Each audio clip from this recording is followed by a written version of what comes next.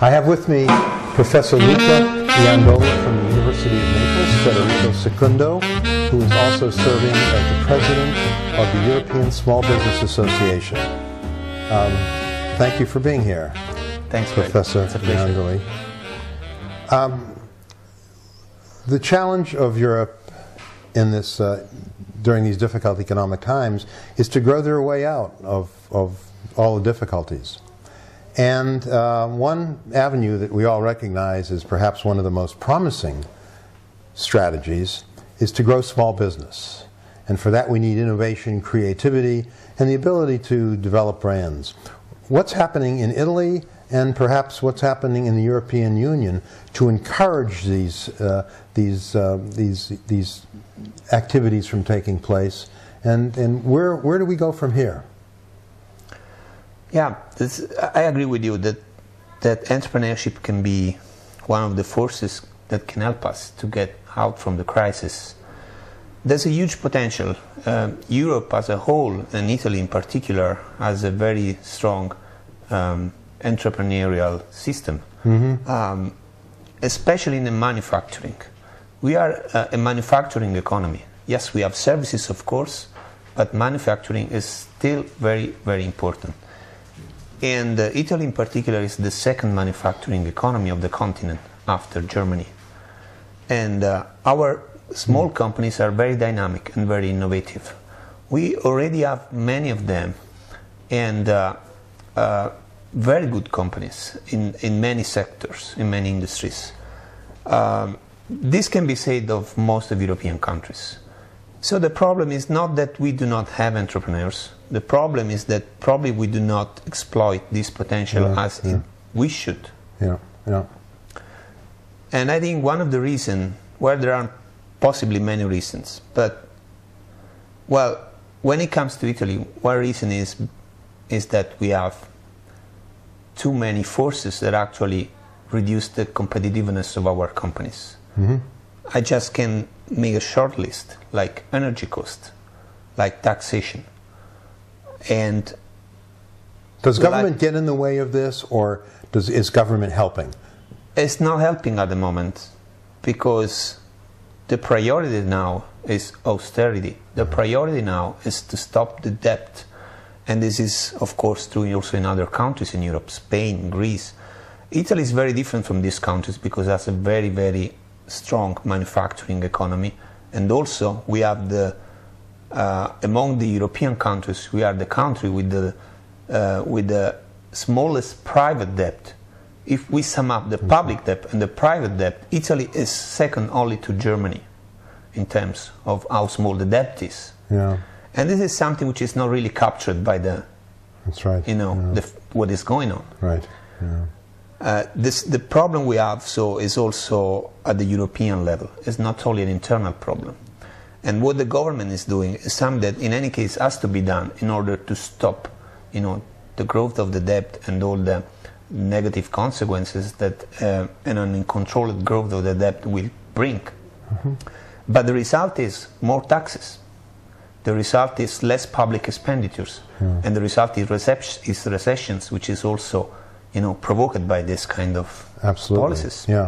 As you go through in your capacity as President of Small Business Association, are there examples of companies that are moving very rapidly in the arena of innovation, creativity, branding, entrepreneurship? Do you find examples of this even in difficult times now in Europe? Certainly there are. Well, our companies actually have, they are surviving mainly because they are exporting. They are exporting especially towards developing or emerging economies like China and India. And there are so many, it's very difficult to make a list because you can find many of these examples, especially in what here are called the medium enterprises. We also call them portable multinationals because they are small compared to a large multinational, but they are dynamic and innovative like a big multinationals. And these are very well positioned in the global economy. We have many in, just to give you an example, I've it happened to me to read just maybe 2 weeks ago on one of the on our main newspaper for business in Italy, which is Il Sole 24 Ore, and they reported in the news this information that IKEA is going to produce 25% of its kitchen in Italy, when until last year most of this production was in China. So and kitchen is not a high-tech product, but again, so if we can produce kitchen better than Chinese companies, maybe we are competitive on different, and it's certainly not cost. It's sad. Do you see the manufacturing sector growing then in Italy? It's not growing, unfortunately. Overall, it's doing bad because the economy is doing bad. Yeah. But in the future. But in the future, as the economy turns around, there's a lot of potential because there's a lot of entrepreneurial energy. The problem is that this energy is sort of capped by a number of forces that actually reduce the competitiveness of our companies.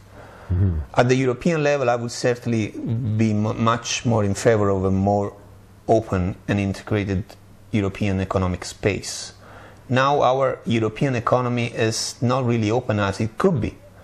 We have, if you take all the countries that make the euro areas, we have, I think, 400 million consumers. Yeah.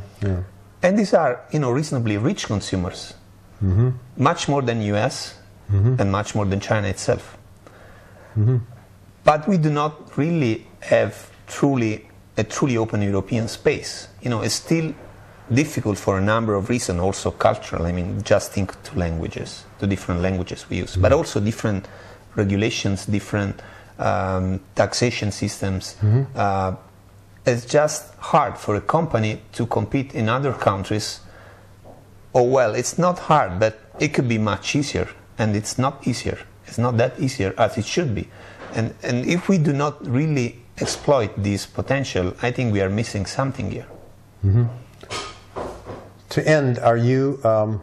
I think the difficulties in throughout the world right now are going to take some time to resolve. Are you optimistic on Italy's ability to compete in a world's economy? You're asking about Italy or about Europe? Let's get specific about Italy. I'm asking you this because it's actually very difficult to separate the destiny of these two things. Yeah. So Italy, as well as I think this is my opinion, also other countries, of course, in Europe, cannot have any future, in my opinion, unless this is a European future. Yeah. At least in the next, I don't know, few years. Yeah. So if we solve the problems we have currently at the European level, which is mainly a governance problem, rather than just a financial problem, right? Yeah. We are going probably to go on the right path. Yeah. And I'm sure that the European economy, and the Italian economy in particular, which is a large part of the European economy, is going to grow in the next future. But if we don't solve those problems quickly, that's the problem. It's a time problem. What makes me pessimist, at least recently, what is really a concern for me, is that it's taking too much time, just for our leaders to talk each other and to find solution. Yeah. There are too many different positions, and it doesn't look there's much room for a compromise, even if everybody knows that we can make it if we stay together. Interesting. Well, thank you for joining me. Thanks a lot. This is Professor Luca Iandoli's home here in the south of, actually north. We're south. Well, we're southern Italy, and we're outside of Naples by about 40 kilometers, 50 kilometers, something like that. 1 hour drive in his home in Avellino. And thank you very much for hosting us here. And we look forward to visiting.